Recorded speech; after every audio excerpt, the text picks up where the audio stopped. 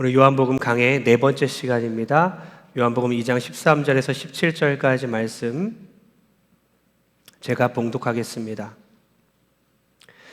유대인의 유월절이 가까운지라 예수께서 예루살렘으로 올라가셨더니 성전 안에서 소와 양과 비둘기 파는 사람들과 돈 바꾸는 사람들이 앉아있는 것을 보시고 노끈으로 채찍을 만드사 양이나 소를 다 성전에서 내쫓으시고 돈 바꾸는 사람들의 돈을 쏟으시며 상을 엎으시고 비둘기 파는 사람들에게 이르시되 이것을 여기서 가져가라.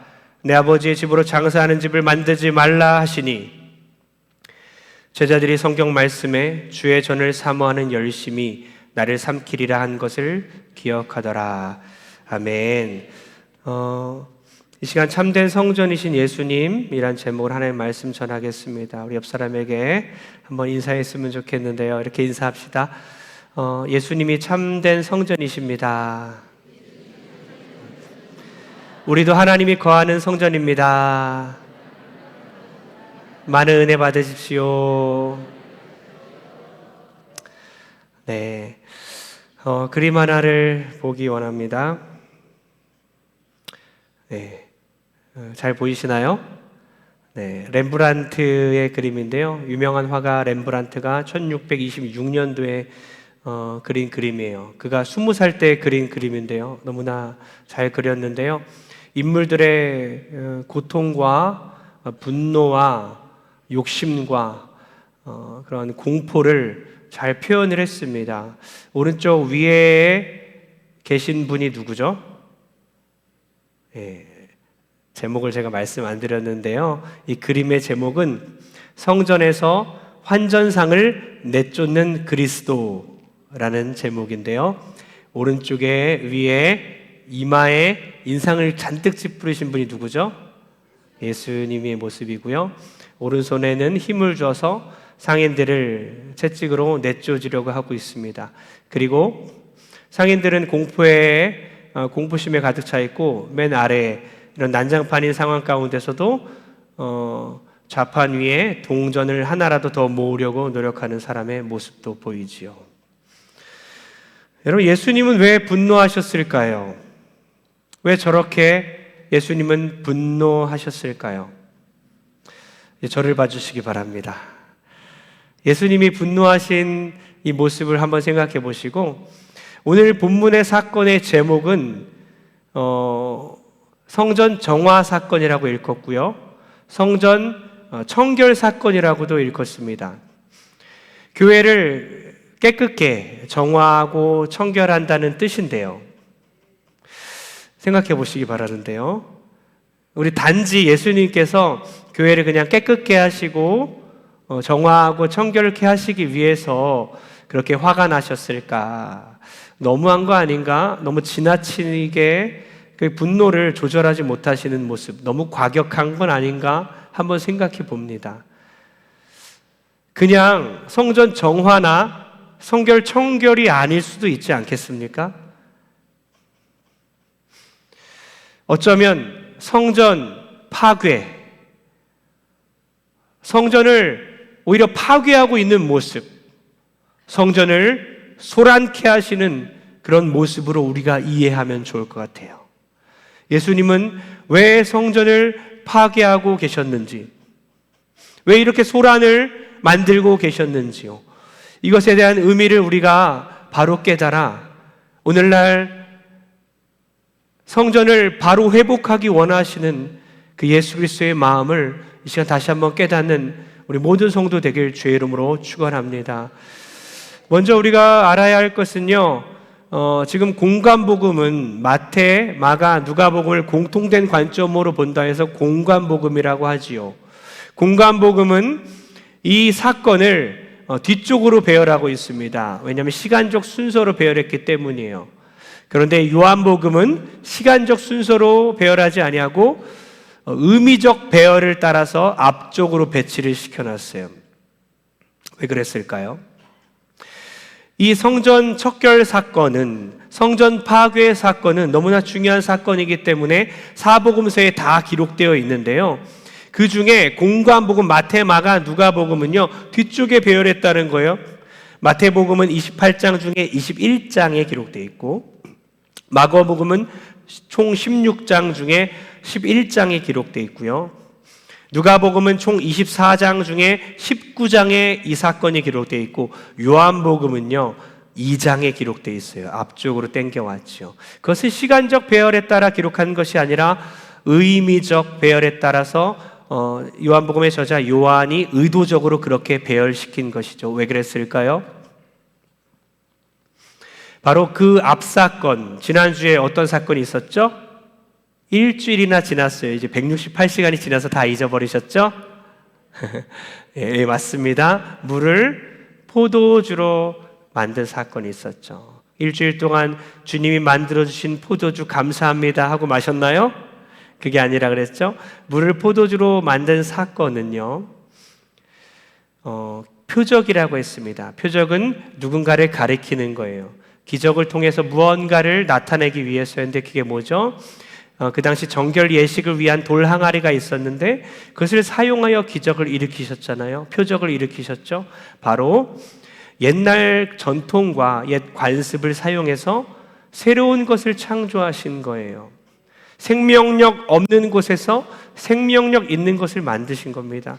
마찬가지로 오늘 성전 척결 사건도 마찬가지입니다. 유대인들이 너무나 중요하게 생명과도 같이 여겼던 그 성전에 대한 개념을 주님께서 바꿔주시기 위해서 이 성전 척결 사건이 있었고, 그것을 요한은 의도적으로 두 개를 같이 병렬적으로 나열한 것입니다. 요한복음의 그 기록 목적답게 예수님의 그 정체성을 설명하고 예수님의 신성을 강조하는 것처럼 예수님이 바로 참 성전이시다, 이것을 지금 강조하고 있다는 것이죠. 여러분, 성전의 중요성을 우리가 알아야 하는데요, 13절을 다 같이 한번 읽겠습니다. 13절 시작. 유대인이 유월절이 가까운지라 예수께서 예루살렘으로 올라가셨더니. 네, 유대인의 유월절이라고 했어요. 유대인들이 그렇게나 지키고 중요하게 여겼던 유월절을 말하고 있습니다. 여러분, 유대인들은 3대 절기 때마다 각 지역에 흩어져 있던 사람들이 모입니다. 성인 남자들은 다 모여야 합니다. 그래서 평소에는 예루살렘에서는 10만에서 15만 명 사이의 인구가 있었다고 하는데요, 그런데 6월절에는요 50만 명이나 되는 인구가 모였다는 거죠. 보통 인구의 5배나 넘는 인구가 모였다는 것입니다. 그만큼 3대 절기 중에 하나인 6월절, 7.7절, 초막절 중에 6월절을 너무나 중요하게 여겼다는 것이죠. 예루살렘 성전은 얼마나 중요한지 아십니까? 성전의 의미를 알아야 하는데요, 그 당시에 성전은요, 그 유대인의 공동체의 삶의 중심이었어요. 로마의 지배를 받고 있었지만 성전은 정부의 기구의 하나였고요, 그리고 세금 체계의 하나였고, 그리고 사법 체계의 중심지였다는 거죠. 그리고 그 성전에 올라가면 뭐합니까? 성전에 들어가서 제사를 드리죠. 그리고 성전세를 내게 됩니다. 그러니 어떻습니까? 제사를 드리기 위해서 짐승들을 다 데려오는 거예요. 멀리서 짐승들을 잡아서 옵니다. 짐승들은 이미 다쳤을 수도 있고 흠이 있을 수도 있잖아요. 흠이 없는 제물을 드려야 하는데 멀리서 짐승들을 데려왔기 때문에 이미 흠이 있을 수도 있고, 그래서 눈도 자세히 보고 발도 자세히 보면서 흠이 있는지 검시관들이 보게 되죠. 그리고 꼬투리를 잡아서 다른 동물들을 사게 만드는 거예요. 그렇게 이익을 취하고 폭리를 취하게 시작했죠. 성전세를 내야 하는데 성전에 들어가면 로마 주화를 사용하지 못했어요. 그 이유는요, 은혜 순도 때문이었어요. 어떤 사람이 이제 정치적인 목적이나 어떤 종교적인 목적 아니었냐. 왜냐하면 로마 주화에는 황제의 이미지가 새겨져 있기 때문에 그 당시 두로 주화로 바꾸어서 냈는데, 두로 주화에도 이방 신의 신상의 이미지가 새겨 있었기 때문에 종교적인 목적이 아니라 순도, 은혜 순도를 따졌던 것이죠. 그러면서 주화를 바꿔주면서 환전세를 받게 되는 거죠. 수수료를 받게 되는 거예요. 그래서 폭리를 취하는 거예요. 이미 그 성전 안에서는요, 하나님이 원하시는 그 성전의 기능은 상실되었고, 사람들은 온갖 거짓과 사기와 도적질을 일삼는 성전의 모습으로 변질을 시켰다는 것입니다. 성전의 기능이 뭡니까? 성막의 기능이 뭡니까? 바로 하나님이 임재하는 장소고요. 하나님의 계시가 선포되는 것이고 하나님께 제사함으로써 하나님을 만나는 곳이잖아요. 성막을 회막이라고도 합니다. 텐트 오브 미팅입니다. 바로 미팅, 하나님을 만나는 장소잖아요. 우리가 하나님을 찾아 하나님을 예배하고 하나님을 우리를 만나 주시는 곳, 그것이 성전의 의미 아닙니까? 그런데 성전의 기능을 다 상실해 버리고 온갖 도적질을 일삼는 그런 죄악의 공간으로 그들을 만들어 버린 겁니다. 그래서 예수님은 분노하신 거예요.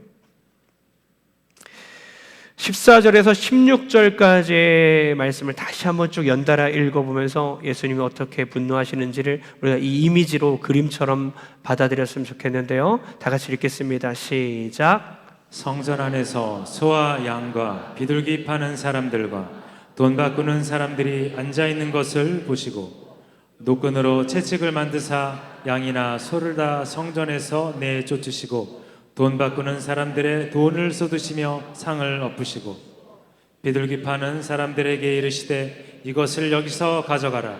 내 아버지의 집으로 장사하는 집을 만들지 말라 하시니. 아멘. 예수님이 성전에 딱 들어왔어요. 이 모습을 잘 기억해야 합니다. 오늘 전체의 주제이기도 한데요. 예수님이 성전에 딱 들어왔습니다. 예수님 무엇을 봅니까? 사람들의 죄악상을 눈으로 보고 있습니다. 그리고 많은 동물들의 울음소리가 들리기 시작했습니다. 그 후에는 악취가 나기 시작해서 양과 소와 비둘기의 동물들의 냄새가 납니다. 예수님이 둘러보십니다. 사람들이 환전하는 소리가 들립니다. 서로 돈을 환전하면서 동전 소리가 들리고 지폐 소리가 들리죠. 그리고 노끈으로 채찍을 만들어서 후려치기 시작했어요. 짐승들을 다 내쫓습니다. 짐승들이 울부짖으면서 성전 바깥으로 쫓겨나가죠. 그리고 예수님이 이어서 탁자를 뒤집어 엎어버립니다. 동전들이 챙그랑하면서 떨어지겠죠? 그리고 상과 의자를 엎으니까 쾅! 우당탕 소리가 계속해서 연달아 나기 시작했습니다. 자르륵 쾅! 우당탕. 예수님 분노하셔서 그렇게 성전을 다 뒤집어 엎으시고 소란을 일으키시고 성전을 파괴하시고 계십니다. 그리고 이렇게 소리치기 시작했어요. 너희의 모든 것들을 다 가지고 여기에서 나가라. 이 집은 아버지의 집이니 장사하는 집이 아니니라. 이 음성이 우리 심령 가운데 들리기를 소원합니다. 주님은 그렇게 분노하신 거예요.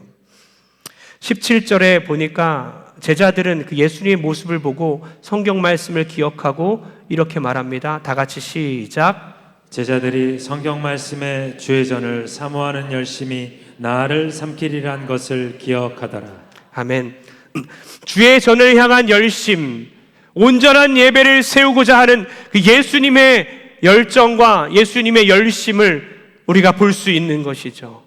그것을 보면서 제자들은 그 구약 성경 시편 말씀을 기억하고 이렇게 말하는 것이에요. 사랑하는 성도님들은 온전한 예배를 드리기를 원하십니까? 예배를 회복하고자 하는 열심이 있으십니까? 성전된 나를 회복하고 회개하고 온전한 성전으로 만들고 싶은 열정이 있으십니까? 혹시 이 예배의 중심과 우리의 삶의 중심이 하나님이 아니라 이제 나의 유익과 나의 편리함을 위해서 종교를 이용하고 있는 건 아닌지요? 아까 대표 기도의 모든 내용이 어쩌면 오늘의 말씀을 얘기하고 있는 것 같습니다. 어느새 시간은 흘러가고 있지요. 계속되는 예배 가운데 우리 예배는 어떤 예배를 드리고 있는지요? 우리의 삶은 어떤 삶을 살아가고 있는지요? 나를 성전 삼으신 예수 그리스도를 생각하며 하나님을 높이는 삶을 살아가고 있는지, 아니면 종교를 이용하고 또 기독교인인 것을 이용하여 하나님을 이용하여 결국에는 내 중심에는 내가 내 삶의 중심 가운데 왕자 안에 위에 우리가 앉아 있는 건 아닌지요? 돌아본 여러분 되길 축복합니다. 예수님 만약에 지금 문을 딱 여시고 뒤에서 이 삼부 예배 가운데 오셔서 여러분 한 명 한 명을 둘러보신다면요, 여러분을 보시고 예수님이 하나님을 찬양하시겠습니까? 아니면 노끈으로 채찍을 만드시겠습니까? 한 권사님이 이런 얘기를 지난주에 하셨어요. 뒤에 이제 콰이어로 쓰시는 찬양대원 중에 한 분이셨는데요, 오후 예배 끝나고 이런 말씀해서 정말 큰 충격을 받았어요. 도전을 받았는데요, 원래 예배를 잘 드리는 분이에요. 제가 알고 있습니다. 늘 진심이시고 말씀을 잘 듣고 적용하고 늘 깨닫는 분이에요. 그렇게 하나님의 은혜를 늘 예배 가운데 충만히 받는 분임에도 불구하고 예배 형식이 이렇게 바뀌고 좀 변하지 않았습니까? 권사님이 이렇게 말하는 거예요. 전에도 예배가 너무 좋았는데 이제는 제가 짐승을 잡아서 각을 떠서 직접 하나님께 바치는 것처럼 예배하고 있음을 깨달았습니다. 할렐루야. 놀라운 고백 아닙니까? 구약시대 때 짐승을 잡아서 희생제사로 짐승의 각을 다 뜨고요, 가죽을 벗기고요, 그래서 이걸 태워서 번제로 하나님께 올려드리면서 이 짐승이 고통받는 것처럼, 그리고 피를 흘리는 것처럼 이 짐승이 나의 죄 때문에 대신 이렇게 고통당하고 있구나 하면서 주님께 회개하는 거 아닙니까? 그런 것처럼 그렇게 각을 떠서 하나님께 온전히 예배드리고 있다라고 그렇게 피드백을 해주셔서 제가 너무나 큰 도전을 받았고 위로를 받았습니다. 이 시간도 권사님의 그 표현처럼 말씀으로 우리의 심령에 각을 떠서 하나님께 산제물로 올려드리는 저 여러분 되길 주의 이름으로 축복합니다. 여러분, 예수님이 우리의 예배를 보면서 여러분의 심령 가운데 찾아오시면 뭐라고 말씀하시겠습니까? 어쩌면 여러분의 죄성들을 다 뒤집어 엎으실 수도 있어요. 여러분의 모습을 보면서, 성전된 우리의 모습을 보면서 다 뒤집어 엎을 만한 죄성과 옛습관이 있는 건 아닌가요? 여러분, 한 교회, 어떤 교회 남자 집사님이 직장에서 강등당하고 나중에 자녀와 아내가 이제 아파서 고통당하는 것을 눈으로 보면서 다시 한번 온전한 예배로 회복되는 그런 사건이 있었는데요, 그는 모태신앙이었고 매주 예배를 드렸습니다. 그런데 예배 때마다 말씀이 들어오진 않았어요. 그러던 중에 늘 돈을 벌고 싶어 했고 매일 어떻게 하면 돈을 잘 벌 수 있을까 궁리를 하면서 그렇게 신앙생활을 하던 중에 돈이 생기면 자기의 형편에 맞지 않게 비싼 시계도 차고 있고 또 비싼 자전거를 사고 그렇게, 그리고 자기의 정욕을 해결하기 위해서 음란물을 보고 또 혈기를 아내에게 부리고 자녀에게 부렸습니다. 직장에서는 순종하지 아니하고 직장의 그런 완고한 태도로 직장 생활을 하였고요. 그러다가 어느 날 예수님께서 그의 인생에 찾아오셔서 그의 심령을 다 쪼개시고 그를 둘러 엎어버렸습니다. 그런 사건이 있었어요. 어느 날 아내에게 우울증이 있는 것과 자녀가 ADHD, 주의력 결핍, 행동 과잉 장애 아닙니까? 그것이 걸려 있는 것을, 그래서 힘들어하고 있는 것을 알게 되었어요. 그는 기도하기 시작했어요. 그리고 자기 직장에서도 강등되면서 하나님을 붙잡기 시작했습니다. 하나님께 회개하기 시작했습니다. 늘 남의 탓, 네 탓, 아내 탓과 자녀 탓을 돌렸던 그가 하나님 앞에서 자기를 돌아보게 되었고 회개하게 되었고 하나님의 은혜가 그에게 임했습니다. 그리고 그가 얼마나 많은 우상 숭배를 저지르며 음란에 취해 있고 탐욕 가운데 살아갔음을 그가 회개하기 시작했어요. 그리고 주님을 만났고 그가 이렇게 다짐합니다. 내가 죄인임을 인정합니다. 회개의 복을 주신 주님께 감사를 드립니다. 성전의 주인 되신 예수님의 말씀을 붙잡고 살겠습니다. 그리고 가정으로 돌아가서는 이 죄를 다 낱낱이 고백하고 날마다 우리 가족들의 손을 붙잡고 그들의 병이 낫기를 간구하겠습니다. 또한 성도들에게 이 간증을 나누며 함께 이 은혜를 나누겠습니다 라고 이렇게 고백하는 간증을 제가 보았습니다.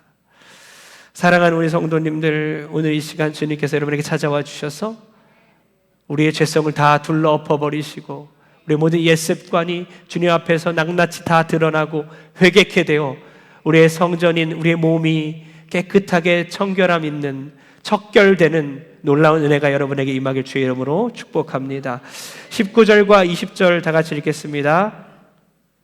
19절과 20절입니다. 시작. 예수께서 대답하여 이르시되 너희가 이 성전을 헐라 내가 사흘 동안에 일으키리라. 유대인들이 이르러 이 성전은 사실 6년 동안에 지었거늘 내가 3일 동안에 일으키겠느냐 하더라. 아멘. 지금 이러한 사건을 지금 예수님이 일으키셨잖아요. 성전 척결 사건, 성전 파괴 사건, 이 일을 하셨어요. 이것이 우리에게 의미가 돼서 다가와서 뭐라 그랬어요? 하나님이 우리를 둘러 엎으시기 전에 우리가 먼저 하나님께 자복하고 회개해야 된다고 했습니다. 그래서 우리의 분노를 한번 점검했으면 좋겠어요. 일주일 동안 우리가 왜 화나 있는가? 나는 누구에게 화를 내고 있는가? 한번 점검해 보십시오. 식사 자리에서 찬물을 끼얹고 가정에서 늘 화를 내고 있고 또 독한 말을 성도들에게 일삼고 있다면 그것이 정말 성전을 세우기 위함인가? 아니면 나의 의의를 드러내고 나의 자존심을 세우기 위함인가? 돌아보시길 바랍니다. 그리고 가정에서 야! 소리치고 고압적인 태도로 권위로 눌러버리고 교회에서 또한 누군가를 정죄하는 것이 정말 그 영혼을 세우기 위함이고 가정을 세우기 위함인지 아니면 나 자신을 세우기 위함인지 돌아보는 여러분 됐으면 좋겠어요. 일주일 동안 거룩한 분노로 나를 돌아보시고 또한 영혼을 향한 국률한 마음으로 타인을 돌아보는 여러분 되길 주의로 축복합니다. 이렇게 예수님이 성전을 척결시키고 유대인들이 찾아와서 묻는 질문에 예수님은 그렇게 말씀하시는 거예요.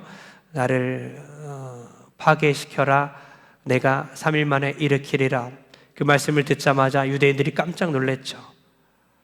어떻게 지금 46년째 건설되고 있는, 재건축하고 있는 이 건물을 당신이 다 파괴하면 3일 만에 다시 짓겠다고 하냐 하면서 황당해하고 분노에 차 있는 거죠.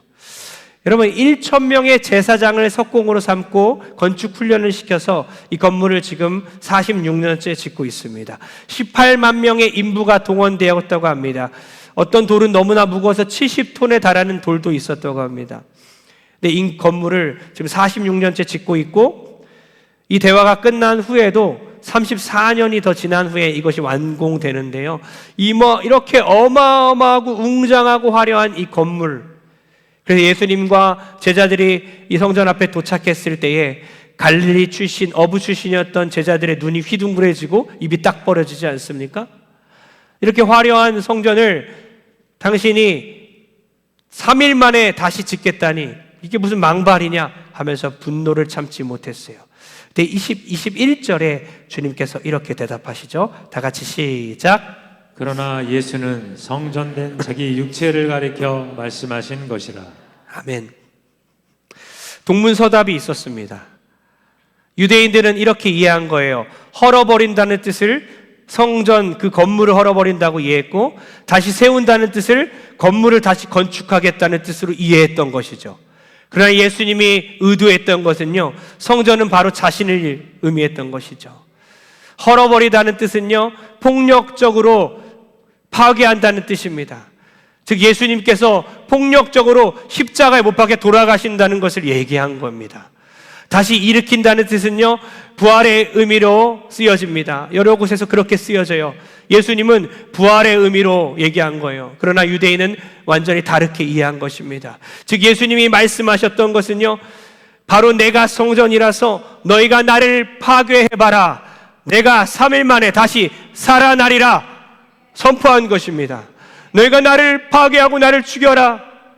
나를 십자가에 못 박혀라. 못 박히게 죽게 그렇게 나를 폭력적으로 채찍질하고 나를 제물로 그렇게 바쳐라. 내가 3일 만에 다시 부활하리라. 놀라운 십자가의 고통과 또 부활의 능력을 이 시간 선포하신 겁니다. 여러분, 예수님께서는 예배 회복을 위해서 못 박혀 돌아가신 거예요. 예배를 회복하기 위해서 양과 염소를 막 내쫓지 않습니까? 그런 것처럼 영원한 제물이신 예수님께서 십자가에 못 박혀 돌아가신 겁니다. 이 참 예배는 성전 대신 예수 안에서 이루어진다. 이것을 오늘 본문을 통해 말씀하기 원하셨던 겁니다. 사랑하는 성도님들, 우리가 예배가 가능케 된 이유가 무엇입니까? 우리가 지금 이렇게 자유롭게 예배드리고 오늘 실패하면 다음 주에 성공하지 뭐 하면서 우리가 예배가 가능케 된 이유는 무엇일까요? 언제든지 예수님을 부를 수 있고 하나님을 아버지라 부를 수 있고 언제든지 그리스도 안에서 하나님과의 교제가 이루어질 수 있는 이유는 무엇입니까? 바로 예수님의 죽음 때문입니다. 여러분, 그 복음 앞에 온전히 다시 서기 원합니다. 이 성전의 의미 앞에서 온전한 성전을 만드신 그 예수님 자신을 죽임으로써 성전을 회복하신 그 주님의 은혜를 깨닫고 다시 복음 앞에 서기 원합니다. 다시 복음 앞에란 찬양이 있는데요, 제가 그 가사를 읽어드리겠습니다. 많은 이들 말하고 많은 이들 노래는 하지만 정작 가진 않는 길, 두려운 생각보다 많이 힘들고 험한 길보단 그저 말로만 가려기에 점점 멀어져만 가네. 내게 생명 주었던 그 길, 점점 이용하려 하네. 내게 사랑 주었던 그 길, 다시 복음 앞에 내 영혼 선에 주님 만난 그때 나 다시 돌아가 주님께 예배드리며 주의 다시 십자가의 길 걸으리. 아멘. 이 찬양이 우리의 고백이 다시 되어지길 소원합니다. 이렇게 결론 내렸으면 좋겠어요. 저는 물을 포도주 만든 사건은요, 주님께서 우리에게 행복을 주시는 분이다. 진짜 행복을 주시는 분. 결국에는 우리에게 새로운 피조물 우리를 만드시고 정말 상상할 수 없는 것들을, 기대할 수 없는 시간대에 허락하시는 그 예수 그리스도의 놀라운 은혜와 풍성한 은혜를, 구원의 은혜를 우리에게 말해준 거, 그렇게 깨달았다면요, 이 성전 척결 사건은 뭐라고요? 그 행복은 어떤 방법으로 주는가? 그 놀라운 은혜와 풍성한 은혜는 어떤 방법으로 우리에게 오는가? 바로 죽음을 통해, 예수님의 죽음을 통해 우리에게 온다는 사실을 이 오늘 본문을 통해서 얘기해 주고 있습니다. 사랑하는 성도님들, 어떤 집사님이 어제 저에게 이런 얘기를 해서 다시 한번 오늘 말씀 준비하면서 생각해 봤어요. 제가 예배에 대해서 지금 중요성을 얘기하면서 몇 주간 예배에 대해 가르치고 예배를 막 바꿔놓기도 하고 온전한 예배를 그렇게 강조했지요. 그래서 한 집사님은 그 온전한 예배를 드리기 위해서 위에 무대에서 밑에 청중의 자리로 내려온 분이 있었어요. 그럼 모두 다 그럴 필요는 없습니다. 위에서 훈련되면 좋겠어요. 그런데 그 집사님의 그 마음을 알기 때문에 제가 감동하지 않을 수 없었습니다. 거칠어도 드릴 수밖에 없었던, 어쩌면 이 위에서 하나님께 집중하기보다는 아래에 있는 성도들에게 집중할 수밖에 없는 그런 상황들, 그 가운데 그 집사님은 온전한 예배를 드리기 위해서 내려왔던 것입니다. 제가 저를 생각해 봤어요. 내가 하나님 앞에서 온전한 예배를 드리고 있는가? 나는 내 죄악을 깨닫고 내가 부끄러울 때에 밑으로 내려올 수 있는가? 내려올 수 없더라고요. 매주 이 자리에 서야 되기 때문이에요. 내려오고 싶다고 내려갈 수 없는, 늘 괜찮은 척, 강한 척, 하나님 앞에서 온전한 척, 그렇게 할 수밖에 없는 내 자신을 다시 한번 돌아보기 시작했어요. 그래서 하나님 앞에 그렇게 간구하게 됩니다. 하나님, 날마다 나의 죄성을 뒤집어 엎어버리시고 나의 죄악들을 다 뒤집어 엎으시고 주님, 나를 깨끗게 하여 주옵소서. 나를 척결시켜 주시고 나를 파괴시켜 주셔서 온전한 예배가 예수 그리스도 안에서 세워지게 도와주옵소서. 저의 이 고백이 우리 모든 성도들의 고백이 되길 주의 이름으로 축복합니다.